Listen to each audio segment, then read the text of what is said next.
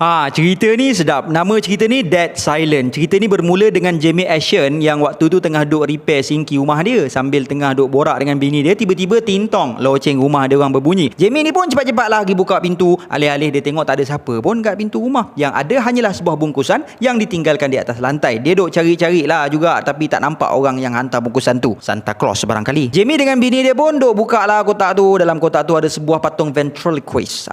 Patung yang boleh gerak-gerak mulut lah, yang selalu orang buat persembahan tak gerak bibir. Seolah-olah patung tu yang bercakap. Patung ni memang handsome, siap pakai suit dengan tie lagi. Tapi itulah, rupa patung ni agak scary Mary, dah macam Annabelle versi lelaki. Bini Jamie sikit pun tak rasa curiga dan menganggap orang yang hantar patung ni saja nak bergurau dengan orang. Ini memang husnuzon level-level Pak Imam Masjid ni. Jamie pun teringatlah cerita waktu dia kecil-kecil dulu. Kat kampung dia dulu ada seorang perempuan ni, nama dia Mary Shaw. Mary ni sangat sukakan patung-patung macam ni dan dia ada beratus-ratus patung dalam koleksi dia. Lepas tu Jamie keluar jap beli makan. Sementara tu isteri si Jamie ni letaklah patung tu dekat atas katil dalam bilik diorang. Disebabkan rupa patung tu yang agak creepy, dia pun tutuplah patung tu dengan kain gebor. Beberapa saat kemudian mula dah benda-benda pelik jadi kat rumah dia. Lampu kejap hidup, kejap mati. Cerit tiba-tiba berbunyi dekat dapur. Bini Jamie dah tak tenang dah, tiba-tiba dia terdengar pula bunyi budak ketawa dalam dari bilik tidur. Pelan-pelan dia masuk dalam bilik tu dan cuba untuk buka selimut yang tutup patung tu tadi. Tiba-tiba selimut tu terbang dek dan terus lilit kepala dia. Takutnya tercampak-campak kawan tu dibuatnya. Darah duk mengalir keluar dari mulut dia. Dia cuba untuk keluar tapi dia seolah-olah diheret semula masuk ke dalam bilik itu. Selepas beberapa ketika, Jamie pun sampailah ke rumah dorang dengan makanan dan sekuntum mawar merah.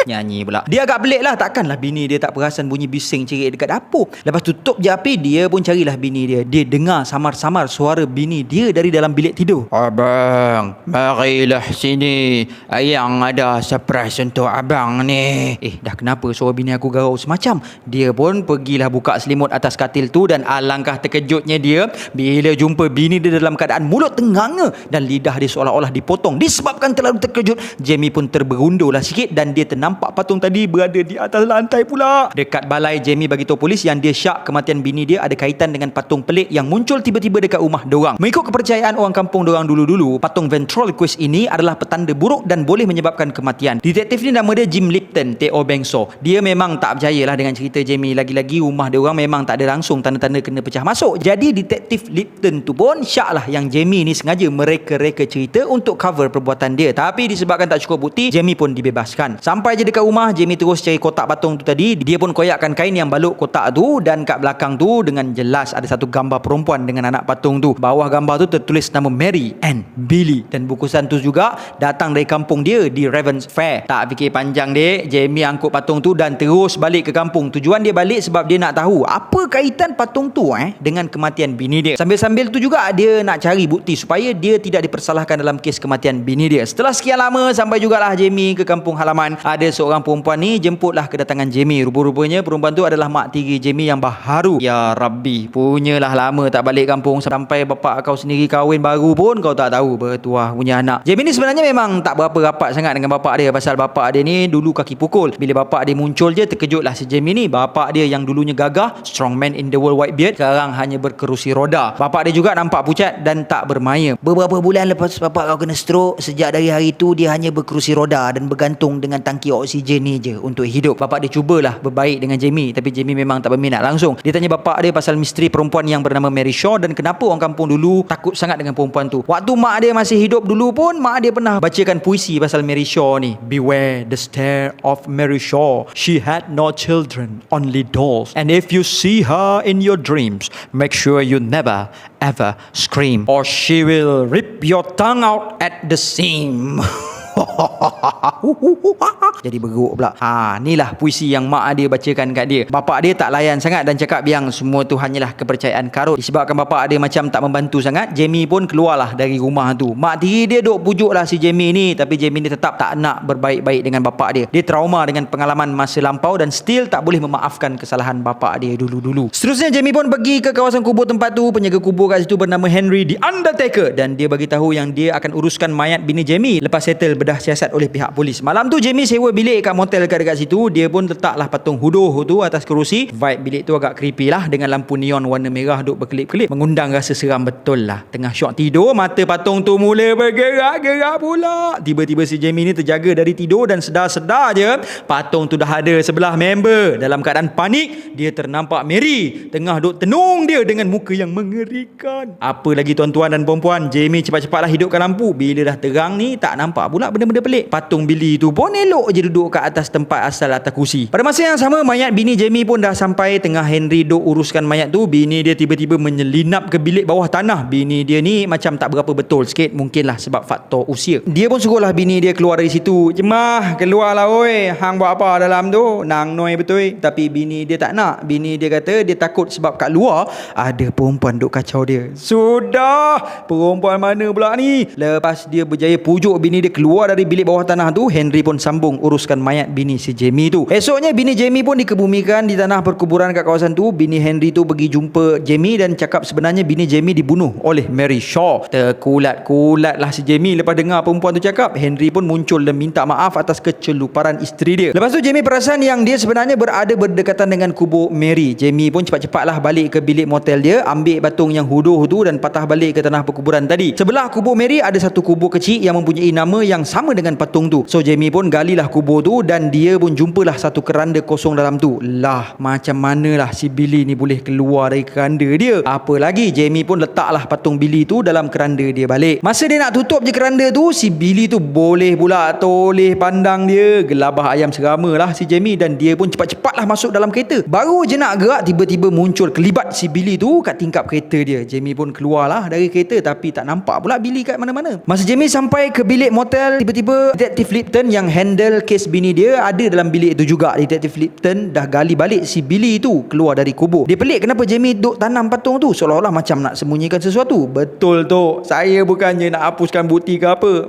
Sini saya story sikit. Berdasarkan legenda dulu-dulu, ada seorang perempuan ni nama dia Mary Shaw. Masa dia mati dulu, dia telah ditanam dengan semua anak patung dia, total 101 semuanya. Lepas je kematian Mary, orang-orang kampung selalulah kena kacau dengan hantu si Mary ni, dan kalau kita jerit, lidah kita akan dirobek oleh hantu Mary tu. Kecil besar je detektif tu tengok si Jamie. Dia tetap tak percaya dengan kata-kata Jamie dan masih lagi menganggap Jamie sebagai suspek utama pembunuhan. Keesokan paginya, Jamie pergilah jumpa bini Henry tu untuk dapatkan penjelasan. Tapi perempuan tu macam tengah ketakutan dan asal boleh nak mengelak dari menjawab soalan-soalan Jamie. Akhirnya Henry pun bukalah mulut. Dia cerita yang kehidupan dia waktu kecil dulu memang berkait rapat dengan Mary Shaw. Ketika dia masih kecil, kampung mereka sangatlah meriah dan waktu tu ada satu teater besar dekat kawasan tu. So ada satu hari ni dia pergilah teater tu untuk tengok persembahan Mary. Kehebatan Mary sebagai seorang ventriloquist memang betul-betul memukau penonton waktu tu. Dia punya real sampai patung yang dia pegang tu macam betul-betul hidup. Malam tu Henry jadi highlight jugalah sebabnya ada satu persembahan ni, Billy tu menyorok bawah tempat duduk dia. Namun persembahan Mary malam tu telah diganggu oleh seorang budak ni. Budak tu cakap yang dia nampak bibir Mary bergerak-gerak masa persembahan. Walaupun betul, tapi marahlah Mary Shaw sebab budak tu mempertikaikan dan menghina kebolehan dia sebagai seorang ventriloquist yang hebat. Beberapa minggu kemudian budak nakal tu hilang. Orang ramai syak yang tak lain tak bukan, semua ni semestinya adalah angkara Mary Shaw. Disebabkan itu, keluarga budak lelaki tu pun balas dendam dan Mary Shaw pun dibunuh. Mary sempat tinggalkan wasiat dan menyatakan yang dia nak dikebumikan bersama semua anak patungnya. Selepas kematian Mary, susul galur budak nakal tu seolah-olah terkena sumpahan. Ramai daripada dorang mati secara misteri. Lidah mereka tercabut dan mayat mereka kelihatan seperti patung dengan mulut terkepak luas. Tapi Jamie masih tak faham sebab setahu dia, bini dia tak ada kaitan pun dengan orang kat kampung dia tu. Jamie pun pergilah menuju ke teater lama tu. Dulu Mary tinggal dalam teater tu dan bilik dia terletak dekat tingkat atas teater tu. Sebabkan dah lama sangat terbiar, jadi tempat tu memang berdebu habis lah, gelap pula tu. Si Jamie ni pun masuklah ke dalam bilik lama Mary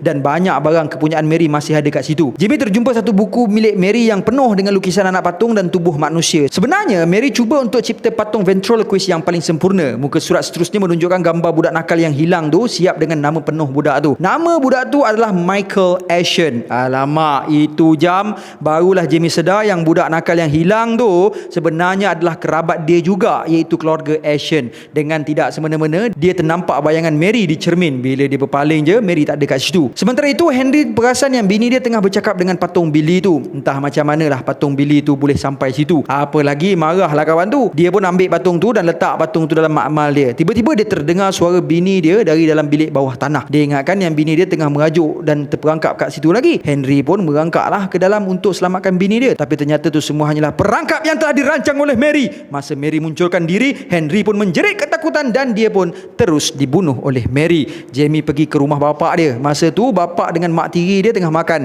Jamie minta bapa dia berterus terang berkenaan budak yang hilang dulu dan apa kaitan dia dengan keluarga dia orang. Bapa dia pun bagi tahulah yang budak yang hilang tu sebenarnya adalah abang dia merangkap bapa saudara Jamie. Bapa dia cerita lagi, masa abang dia hilang dulu, keluarga dia orang syak Mary yang culik abang dia. Pada satu malam, ahli keluarga dia orang berkumpul ramai-ramai dan pergi serang Mary Shaw dekat rumah dia. Dia orang paksa Mary menjerit dan lepas tu dia orang potong lidah dia. Lepas tu dia orang pun bunuhlah Mary Shaw ni. Dan sebab itulah Mary hanya bunuh mangsa dia yang menjerit, dan mangsa-mangsa Mary ni lidah dia orang akan dipotong sama macam cara dia dibunuh dulu-dulu. Bapa dia juga bagi tahu yang dia memang sengaja nak bagi Jamie benci kat dia supaya Jamie keluar dari tempat itu dengan harapan dapat elak dari sumpahan si Mary Shaw. Selepas itu Jamie terjumpa dengan detektif Lipton. Dia tuduh yang Jamie ni berbohong pasal Mary Shaw sebab dia dah tanya setiap penduduk kat situ, tak ada seorang pun tahu pasal Mary Shaw. Dia cakap yang kubur Mary pun telah digali dan semua 101 anak patung Mary telah dicuri. CP lagi nak kena tangkap. Jamie tiba-tiba dapat call dari Henry. Henry suruh Jamie pergi teater lama sekarang sebab katanya kat sana ada benda yang boleh membuktikan bahawa dia tidak bersalah. Terang-teranglah ini hanyalah perangkap Mary sebab Henry kan dah mati tadi sebenarnya. Sampai je dekat teater tu, Jamie terus ke bilik Mary Shaw kat tingkat atas dengan harapan dapat jumpa dengan Henry. Detektif Lipton pun ikut Jamie sekali. Jamie bagi amaran ke detektif tu, walau apa pun berlaku jangan sesekali menjerit. Diorang pun berjalanlah sampai ke loteng teater tu. Dalam tu semua anak patung Mary elok tersusun dalam bekas kaca kecuali Billy. Dekat satu sudut tu ada satu benda yang dilitupi dengan kain baldu. Jamie pun buka lah kain baldu tu dan terjumpa satu mayat budak lelaki. Mayat budak tu diikat dengan tali dan tergantung ke atas macam boneka. Mayat tu adalah mayat budak yang hilang dulu. Jadi memang betul lah Mary sebenarnya dah culik dan bunuh budak tersebut. Lepas bunuh budak tu, dia cuba untuk ubah mayat budak tu jadi anak patung. Tiba-tiba anak patung kat situ mula bergerak dan duk tenung dorang dek. Mary bagi tahulah yang dia bercita-cita nak cipta satu patung yang perfect menggunakan bahagian badan manusia. Jamie pun tanyalah kenapa Mary bunuh bini dia. Mary cakap yang isteri Jamie sebenarnya tengah mengandungkan anak Jamie.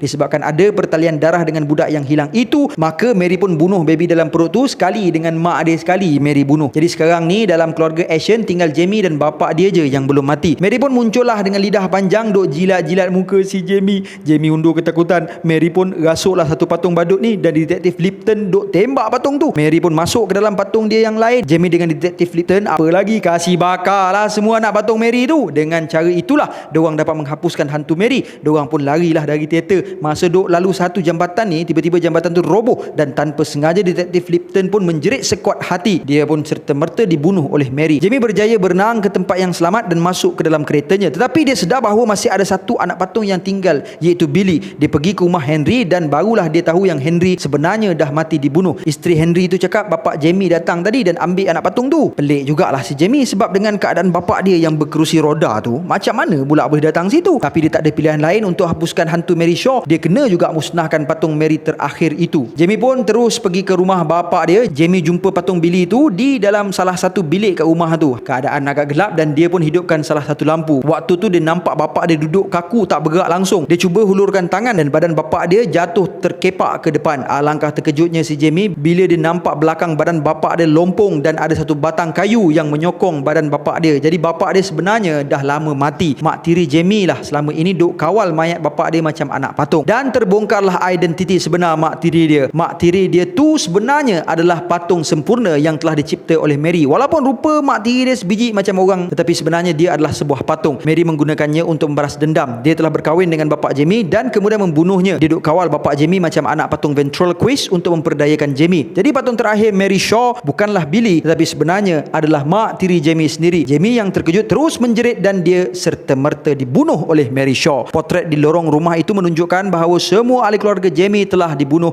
dan ditukar menjadi anak patung oleh Mary. Akhirnya setelah beberapa dekad hapuslah sudah susur galur keluarga Ashen dan dendam Mary Shaw pun berakhir. So gang, kalau korang suka dengan cerita ni, jangan lupa tekan butang like dan bagi mana-mana yang belum subscribe, silakanlah subscribe. Sekian, Assalamualaikum.